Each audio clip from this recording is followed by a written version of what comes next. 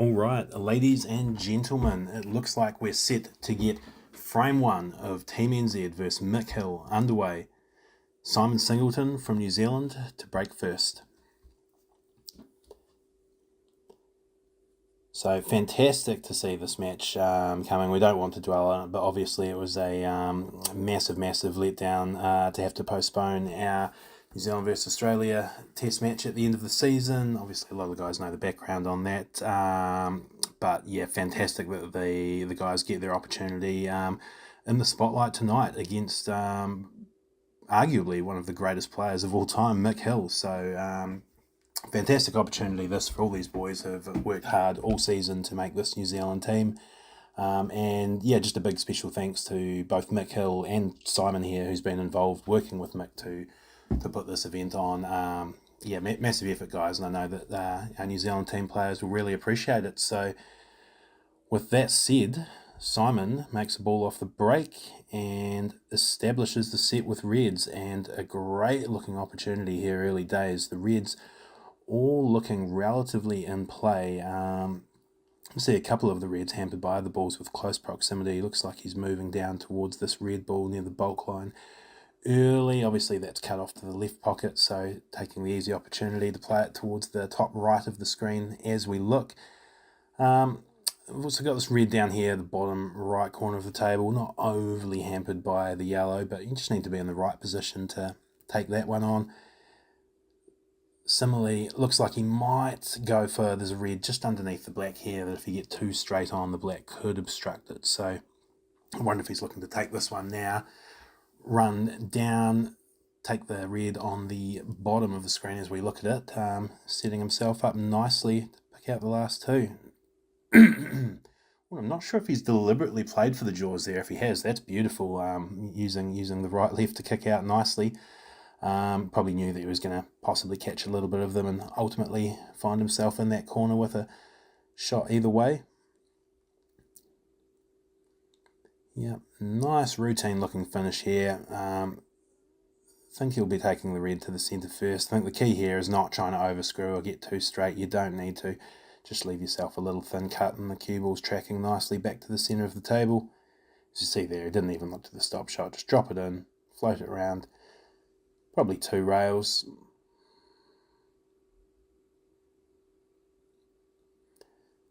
And just like that, Simon Singleton with a lovely break and run out, making short work of the first frame. Boom, there we go. Team NZ on the board, 1-0 over Mick Hill and the massive home crowd. You know they're going to love that one. So just to start, the boys are looking for, obviously Mick won't be too stressed. He's just sat there in the seat and not played a shot. He's been around long enough to know that's just part of the course at this level. We're going to see plenty more of that. And it's probably just going to be a case of saying which team, either Mick or New Zealand, can really stick a few in a row, because 1 or 2 frames difference in a race to 10, no one's too fussed when everybody here is capable of running racks. But sort of once that gap starts opening up to potentially 3 frames or 4 frames, that's when the pressure starts to become a little bit more of a factor. So early doors here, we'll see what happens, and we've got Dez Wilcox up to the table next. And another good-looking break. Good break from Dez. He's got the balls down, and it looks like he's got options. The fact he's kept the cue ball in the centre of the table is always good. You're just giving yourself 360 degrees of options, whereas if you find yourself trapped on that top rail or that bulk rail, you're very much limiting how many directions you can play shots in. So Dez looking good here. Is he leaning towards the yellows? I think it's got that look about it. You could probably go either set here, to be honest, but hopefully that hasn't come out and cut off the yellow to the centre. If so, that's not the best starter. I was just thinking with the yellows, obviously he's got the one yellow sort of surrounded by the reds down the opposite end of the table. It's not a huge problem in itself, but it only does go in the one corner. It's a good long pot from Dez to keep the visit going. I do expect them to make those, but it's still got to be done. And so, yeah, just looking at this yellow down the bottom of the screen as we look, obviously he just needs to get himself over the right side of the table to play that to the bottom left of the screen there. So that's going to be the key shot. I suspect he might want to play that one. Will he play that one last or second to last? If he's got the angle, he might choose to screw back onto it now. If the angle's not there, he will have to come back and get himself sort of just off straight half ball on the yellow to the middle. I wonder if he might have overscrewed that, but he looks like he might have the angle to just draw straight back. I'm not 100% convinced that was the line he was looking for. Oh, and he's got a little bit much of that. If he's just looking a little bit excited out there, Dez. Just playing a little bit quick, and while this, isn't, there's not a huge amount on the line, there's absolutely a huge amount of pressure that comes in with playing a world champion in front of a big crowd, and you're wearing the New Zealand badge on your shirt. So, what's he got? Ooh, so he's made the yellow. I think he was maybe looking for a fuller contact on that red to kind of kill the cue ball and have a shot, unless he was trying to get the cue ball all the way back past the black to shoot into that same corner. I'm not sure. So it looks like he's got the fine cut left. Oh, and he's overcut it. So interesting scenario here. Typically in these rules, if you sink all of your balls and don't finish, you're going to find yourself snookered and handing away balls in hand until the cows come home. Mick being very experienced, I expect him to do exactly that. However, in saying that, with these three reds, in close proximity to that pocket, there is a lot of work for Mick to do, even if he does manage to obtain a ball in hand. You're going to be doing your best to sort of try and chip out, promote one ball at a time while still keeping the black cut off. Very difficult. So, I'm quite curious to see where this frame goes from here. A test of patience from Mick. That's what we've seen here. So he's been quite content to just run the white up the other end of the table, get a red over the bag.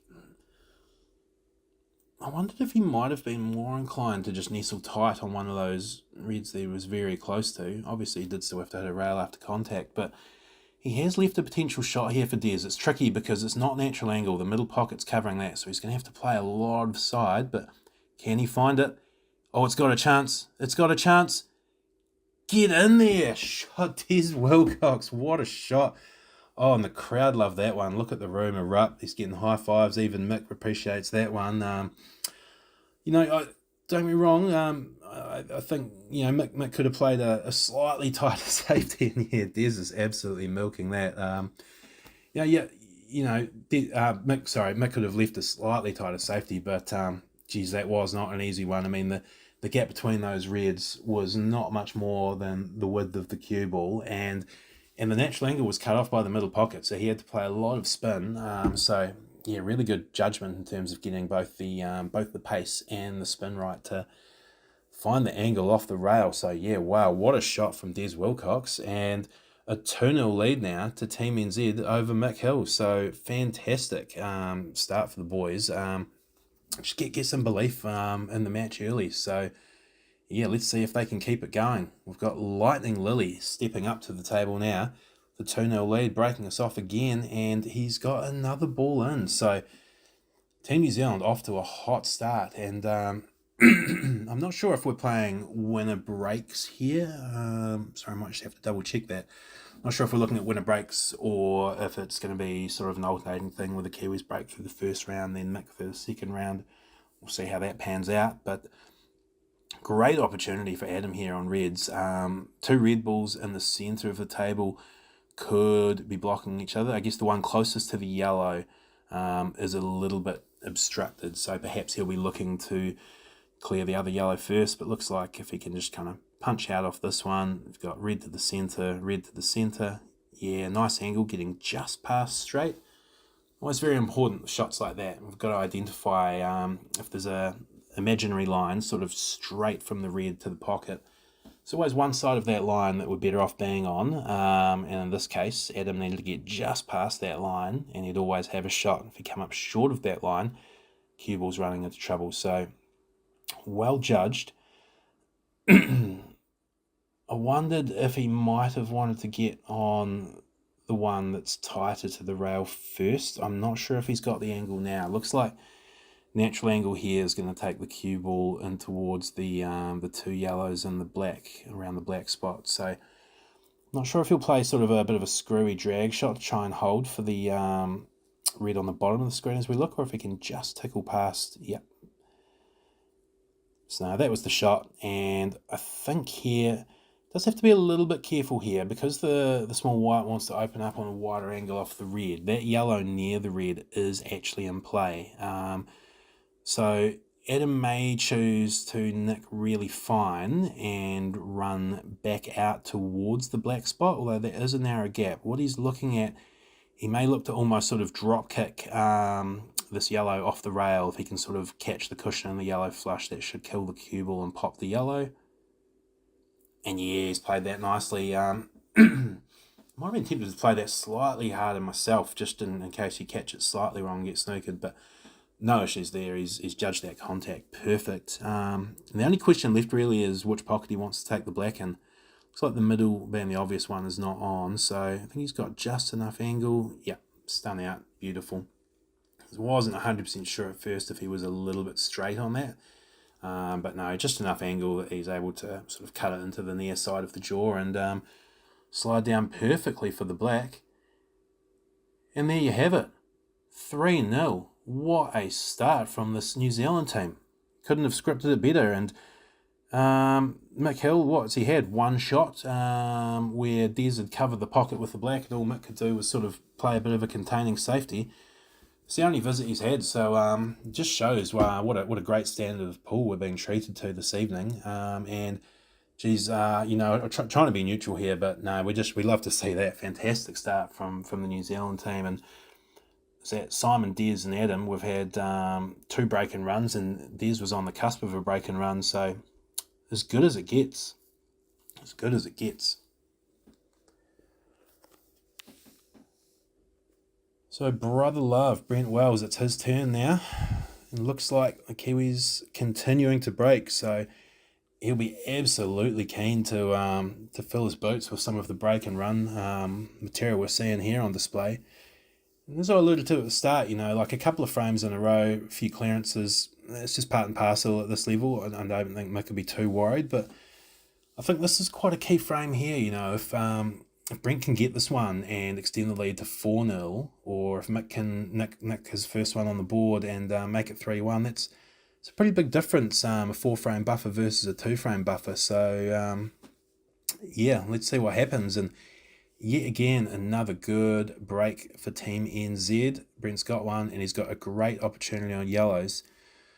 Possibly slightly trickier than a couple of the other run-outs. Oh, and he could be in trouble early. I was just going to say, I think that the previous layouts were slightly more open. Obviously, the yellow on the black spot there is slightly more congested. I'm not sure if he was trying to give that one a little bit more and give that yellow a bit of a pop, but is the cut plant still there? Oh, and he's played that beautifully to keep the turn alive. So nice shot there from Brent. I thought he'd got himself into trouble. I wasn't sure he could continue there. It was going to take a good shot, but he's pulled one out the bag. And so I think the key here is you've just got to remap. You might have had your original plan in mind. You just need to reset and start over sometimes when we get out of shape. Nicely done. Now, what could be tricky here is, while it looks like he's got a few yellows in the centre of the table, he's kind of forced to take this lowest one on the left first, and where that's going to leave him on the next two is not going to be nice natural angles to make them both in the middle. He might just have to do like a sort of just a stun here. Oh, I was wondering if he'd stun and take the yellow down the rail was the shot. I think he's missed a trick there. Obviously he scratched in the middle. It wasn't what he was trying to do, but I think perhaps overplaying that. Brent's a good enough player. Just a little stop shot there. He's got the next yellow up to the top corner.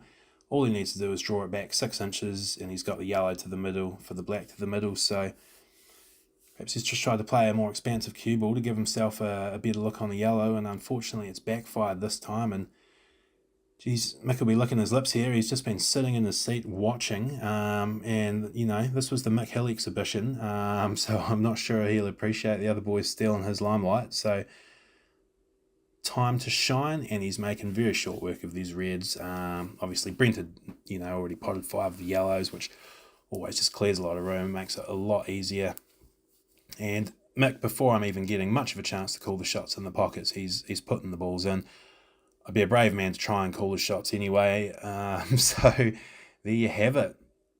One very marginal error from Brent. He was on the verge of making yet another clearance for Team NZ to go 4-0 up. Pretty much, the first mistake we've seen of the whole match, to be honest. And Mick jumps at the opportunity to get his first frame on the board and bring things back to 3-1. And obviously Mick got the break now as well, does he? So potentially brutal for some of the Kiwi boys here, with how the breaks work. You might not even get a shot and get passed up. So brutal stuff, but that's the way we play this game at the top level. It's cutthroat. So yeah, Stevie D up to the table and Mick Hill to break. Wonder what the odds are on Mick breaking and running here. I mean, Steve's at least gotten out of his seat, I guess, to shake hands at least. He's had 2 seconds in the arena, but he'll be itching to get on the table. Obviously, this is a race to 10 or race to 11, sorry, just temporarily forgotten. Race to 11, sorry. So that gives all of the Team NZ players at least 3 bites at the cherry. So even if they do get sort of broken and run on, they will get a couple more opportunities potentially to get back to the table. So it's not just one and done here. So Mick has made a ball. He has taken the yellows and he's played a nice little cannon early on just to develop that yellow.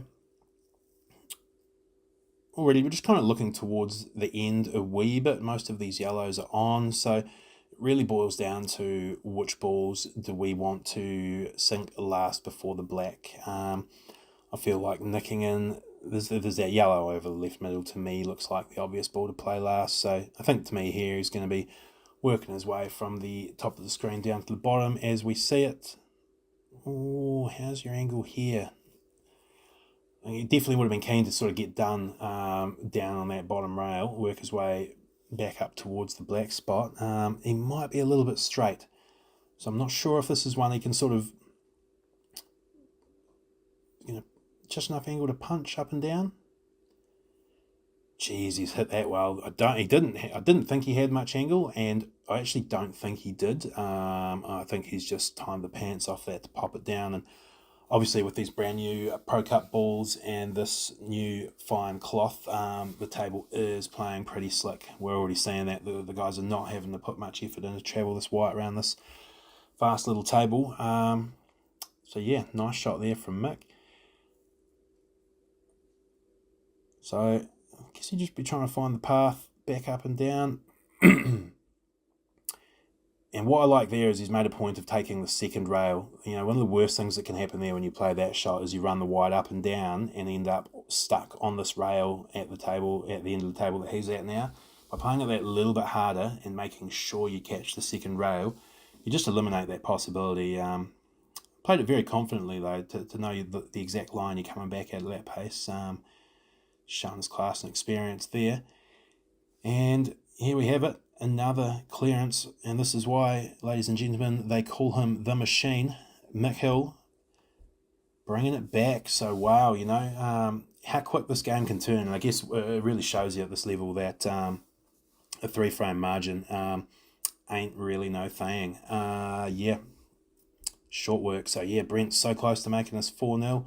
One mistake. Mick runs a couple of racks, and now we're 3-2. And so Ryan King, the final member of Team NZ, stepping up to the table. And, big effort from Ryan this year.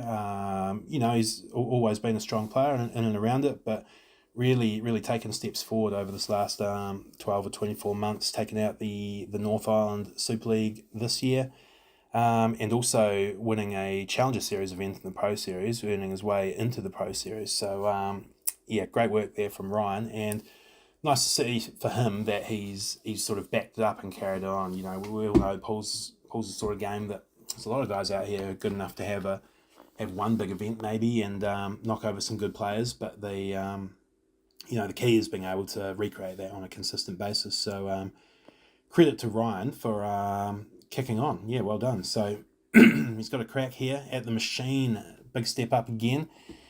Can he rise up to the occasion? Well, I think if Mick's going to keep breaking and running the way he has the last couple of frames, Ryan might be waiting another turn to get his visit, but not a good shot there from Mick. Is that his first mistake of the match? I'm not sure. He's left that red on to the centre, and he might not have left himself a pot at all here, so I'll be interested to see what he does. Actually had the opportunity to do the coaching lesson with Mick Hill earlier in the day, and one of the standout things for me, for Mick was that he's never chasing the splits, and in situations like that, I know myself, I would have been thinking, I could face double that red, the red that he could see half of lowest maybe into the opposite middle, and I quite enjoy trying to chase those shots, but for Mick, he's just not even looking or entertaining things like that. He's playing the percentages. If he does very rarely find himself in a position where he doesn't have a shot, he is going to be stubborn and patient, and he's just going to try and shut you out and patiently wait for his opportunity. Got a small bit of a glimpse and an insight to that, and how he approaches those sort of situations in games, and very interesting, and I can see why he wins as much as he does. He's very good at that. Oh, but a missed pot. We didn't see that coming, and he's standing there looking at it as well. I don't think he expected to miss that either, and it's the thing, I think on these 6-foot tables, especially with new cloth in the corners, they play slightly more generous. Those ones do have a tendency to slide in, so didn't see that one coming. Not a great opportunity for Ryan, though. Those two yellows he's looking at there, he's rightly addressing them early, because the position these balls are in, beautiful shot. Ryan knows that, with the lay of the balls, he ain't winning this frame unless he develops those two yellows. So rightly, he's got to take them on early here. Perhaps against a lesser player, maybe you're not forced to go for it straight away, because maybe you might get another visit back to the table. But if Mick misses a ball and gives you a chance when he's got the upper hand, you've got to go for it. And unfortunately, that's a tricky shot there. He's possibly come out of it slightly earlier if we're being hypercritical, but it's not an easy shot, especially against a 6-time world champ.